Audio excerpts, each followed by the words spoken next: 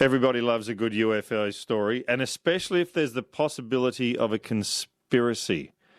Joining me this morning to talk about one of those stories is Rosie Jones, who's the producer of a story called Westall 66, a suburban UFO mystery. Hello, Rosie. Hello, Trevor. This is, I have never heard of this story, so can you tell us a little bit about it first? Sure. Well, look, I first came across the story when I was reading the Age newspaper, and a chap called Shane Ryan had been talking to a reporter and was talking about his research into a story that happened at Westall High School, mostly in Westall, around Westall High School, in 1966. And it was a story of a UFO that had been sighted above the high school by, 200 or 300 people, including students from the school, staff at the school, and I believe local residents. So, of course, I'm interested in this kind of area, not specifically UFOs, but ideas about films about belief. And so I contacted Shane and we went from there. It's interesting that, I don't know, that of all the UFO stories, because I hear a fair few, because there are a lot out there, that this one hasn't been, I don't know, well told or well documented before, or has it been? Well, look, back in 1966, the local newspaper, the Dandenong Journal, made quite a thing about this story at the time. They put it on their front page for a couple of weeks running, and they ran a few questions really by a columnist in the newspaper for a couple of weeks. It was also on the Channel 9 News on the evening of the sighting, but that footage has disappeared. Okay. It can no longer be found. We have, of course, got the Dandenong Journal article, and that's a very useful piece of documentation. What sparked the interest of the journalist that you saw? I guess it's a fascinating story. I mean, so many people have seen something that seems very, very unusual, the way people describe it, and Shane Ryan and myself have now talked to over 260 witnesses, so that's a lot of people. Inevitably, they describe the movement of this object as incredibly fast and something that rises vertically, unlike anything that these witnesses, who were living in the shadow really of Moorabbin Airport with its light planes and so on, this was not like anything they'd seen before. But they have not really had a decent explanation as to what this thing was.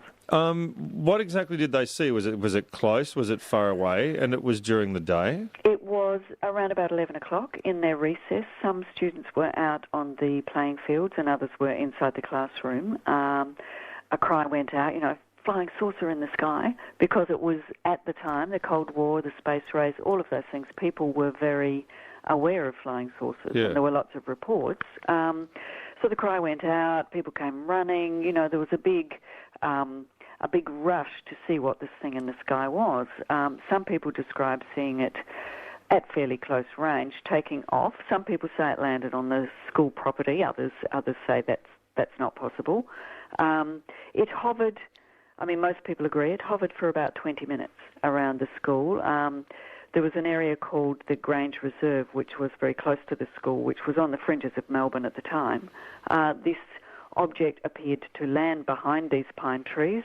Lots of the school children ran over. There are stories, and I've spoken to these people, who claimed that they saw it just taking off from this area around the Grange, and there are also stories about people who touched it on the ground. There are many stories and many sightings of circles, flattened circles of grass, that people think were landing spots. So this isn't something that was way up in the sky. This is something that was relatively close. Just for some people, it depended on where you were when you sighted it. So some people, the people who were there early on the spot, say they saw it lower than people who came later.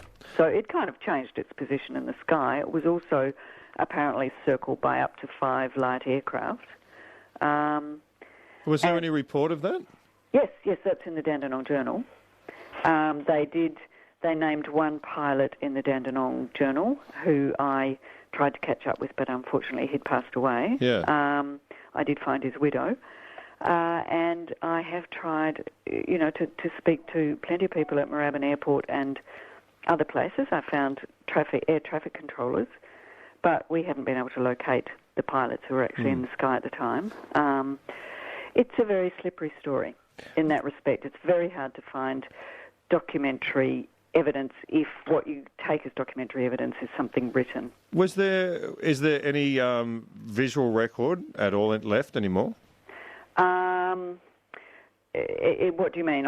As in film or photograph or anything like that? Because it's not actually a time when everyone had their own portable cameras on them in their phones and that sort of thing. No, that's exactly right.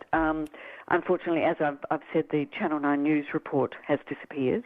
I've chased high and low through all sorts of archives for that and haven't been able to come up with it. But there was footage on that? Yes. Oh, not of the craft itself, not of something in the air, but there was footage. There were interviews with some of the school kids because we've spoken to them, spoken to the journalist who did the story, who has since passed away, because a lot of the adults, of course,